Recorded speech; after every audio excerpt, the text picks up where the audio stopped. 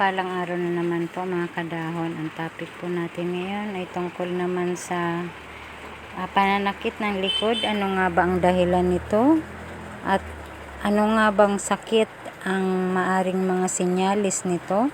Kung bakit sumasakit ang likod or bakit pabalik-balik ang pagsakit ng likod ng isang tao.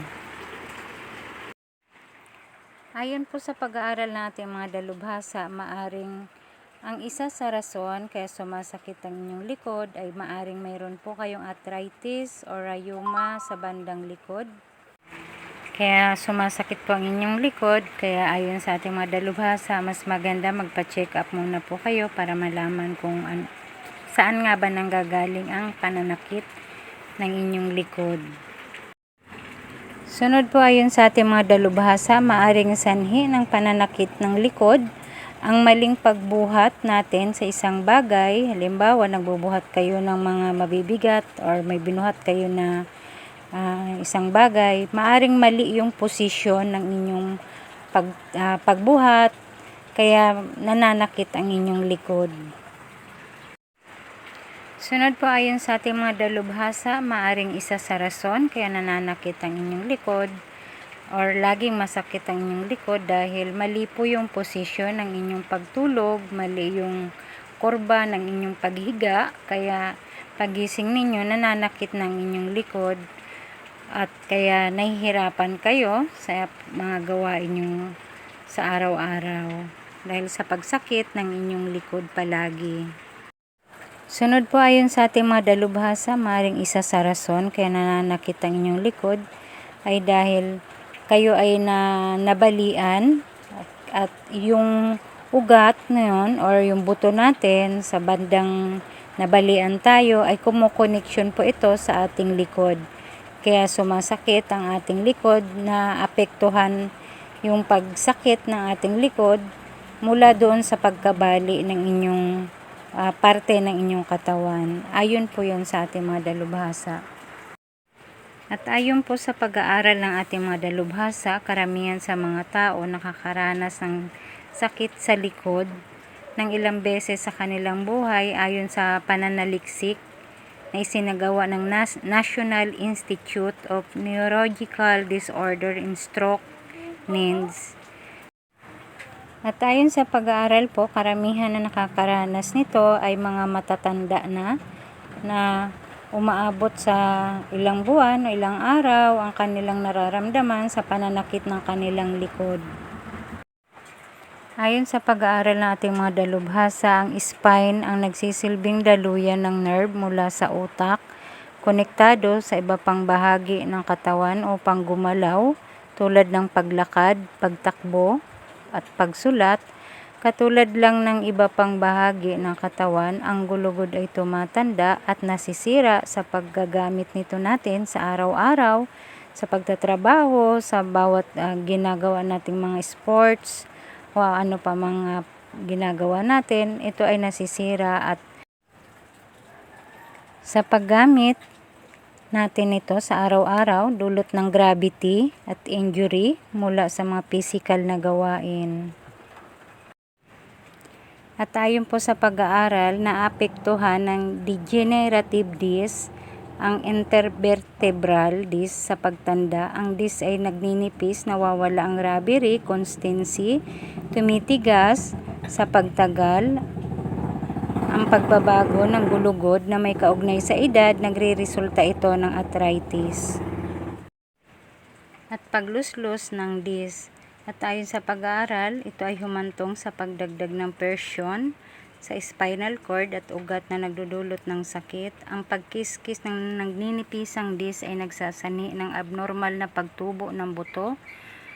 Ito, ang tawag sa mga butong ito ay maaring magpalala sa sitwasyon kung maipit ang mga ugat sa spine. Naapektuhan lamang ang kondisyon ito pag ang lower vertebrae ay nangyayari kapag ang vertebra ay dumula sa ilalim ng iba pang vertebra. Bagamat ito ay nagagamot, ito ay nagdudulot ng tuloy-tuloy na pananakit sa ibabang bahagi ng likod at ang iba pang sintomas ng nerve compression tulad ng pananigas ng likod paninigas ng binti, pananakit ng hita, pamamanhid ng mga binti ay maaring magkaroon. Ito ay maaring namamana ang mga kadahilanan na nagpapataas sa panganib na mabuo ito ay mabilis na usual sa mga nagbibinata at nagdadalaga. Ito ay karamihan na nararanasan nila dahil nagbabago ang kanilang parte ng kanilang katawan, kaya nararanasan nila ang pagsakit ng likod, pagsakit ng mabinti, pananakit ng hita, dahil nagbabago ang parte ng kanilang mga buto or mas lumalaki ang mga buto nila, kaya nararanasan ang pagsasakit ng likod na madalas. Ngunit tayon sa pag-aaral ng ating mga dalubhasa, marami pa ring rason or maaring malalang dahilan kaya sumasakit ang likod ng isang tao or madalas sumakit ang likod ng tao or bakit pabalik-balik ang pagsakit ng likod ng tao. Maaring pinapayo ng ating mga dalubhasa na magpatingin sa ating mga dalubhasa, sa ating mga doktor, para malaman kung ano nga ba ang kondisyon ng ating mga buto sa ating katawan, lalo na sa bandang likod. Ngunit ayon sa pag-aaral ng ating mga dalubhasa, merong isang sakit na maaring dahilan kaya madalas sumakit ang ating likod. Ito po ay unang-una ang scoliosis. Ang scoliosis ay isang kondisyon kung saan ang vertebral column ay nakakurba sa isang banda at ito ay nangyayari sa anumang bahagi, ngunit kadalasan sa ibabang bahagi ng likod at dibdib. Ito ay kadalasang nakikita sa mga bata pa. Ngunit tayo sa pag-aaral natin mga dalubhasa, wag pong matakot ang mga magulang kung malaman niyang may scoliosis ang inyong anak, dahil ayon nga po sa kanila ito ay kusang gumagaling. Ngunit kung kayo po ay matanda na at sabihan kayo ay may scoliosis, mas importante pa rin pong ipagpatuloy ang pagpapagamot, dahil ito po ay maaring mauwi sa operasyon ayon sa ating mga dalubhasa, dahil kung ito ay hindi tatanggalin at papalitan ito ng isang bakal or tubo, kayo po ay mahihirapan huminga at maraming maapektuhan sa inyong katawan kung ito ay hindi maalis ayon sa ating mga dalubhasa. Ngunit meron naman pong kusang gumagaling, kaya kailangan lamang magpatingin kayo sa doktor para malaman nyo po ang kondisyon ng inyong buto sa likod, kaya bakit sumasakit ang inyong likod or bakit kayo may scoliosis, ano nga ba ang dapat ninyong gawin. Kaya mas maimportante pa rin po na unahin ang pagpapatingin sa doktor para mamonitor kung ano na nga ba ang sitwasyon ng inyong scoliosis sa likod. At para rin mawala na ang pananakit ng inyong likod. Kaya ayon po sa ating mga dalubhasa, depende yan kung gaano kalala ang kurba ng buto sa ating likod, dahil ang paggamot ay mahalaga. Ang pag-manage nito ang kabilang sa mga physiotherapy, ang pagsusuot ng brace sa inyong likod. Ang ilang pasyente ay maaaring mangailangan ng operasyon ayon sa ating mga dalubhasa. Ang tuloy-tuloy na pananakit ng ibabang bahagi ng likod ay karaniwang komplikasyon na mula sa scoliosis o iba pang mga karamdaman na dulot ng pananakit ng likod. Kung ang pananakit po ay nasa may dibdib na, maaring may problema po kayo sa baga ayon sa ating mga dalubhasa.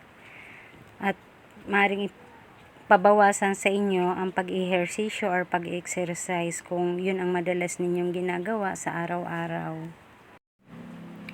Ngunit ayon po sa pag-aaral ng ating mga dalubhasa, maaring kayo ay mayroon spinal stenosis. Ito ay ang pagkitid ng espasyo sa spinal column, ang resulta ng pagtaas ng presyon sa spinal cord at nerve fibers na lumalabas sa spine.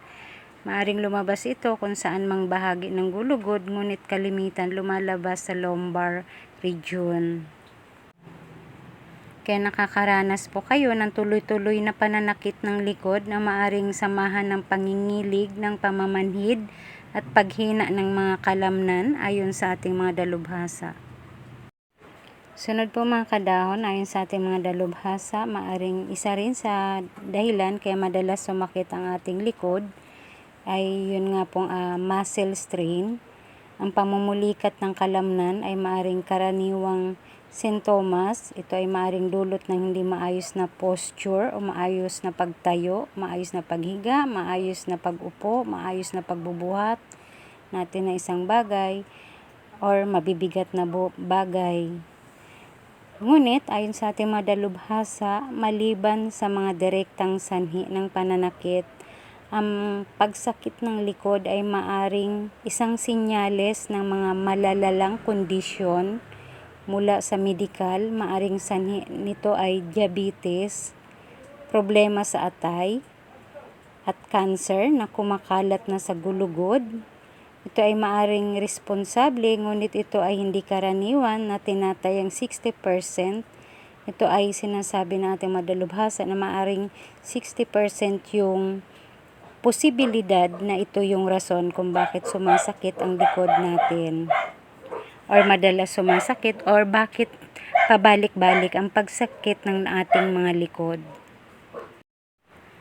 Kaya pinapayo po ng ating mga dalubhasa sa ating mga pasyente or sa mga taong nakakaranas ng pabalik-balik na pagsakit ng likod ay magpa-check up po kayo sa inyong doktor at kayo po ay papayuhan na magpa-MRI or CT scan. Ito po yung maaring makakonfirm o makakumpirma para malaman kung ano nga ba yung rason bakit sumasakit ang inyong likod, kung ito nga ba yung dahilan, or para makita kung ano pa nga ba ang sakit na meron sa ating katawan na nagiging sanhi bakit pabalik-balik ang pagsakit ng ating likod sa Disclaimer lamang po mga kadahon, kung kayo po ay may mga nararamdaman na sa inyong iba't ibang parte ng inyong katawan, mas importante pa rin pong unahin ang pagpapatingin sa mga doktor natin, sa ating mga dalubhasa, para malaman kung ano ba talaga ang inyong mga karamdaman at para mabigyan kayo ng tamang payo, tamang gamot, tamang gagawin, at para mainom nyo po ang tamang gamot para sa inyong sakit at para maiwasan po ang paglala nito. Ayan lamang po mga kadahon, maraming salamat sa inyong panunood at pakikinig. Don't forget subscribe Herb7 channel, like, comment, and share. Happy watching and God bless us. Ingat po kayo. Bye-bye.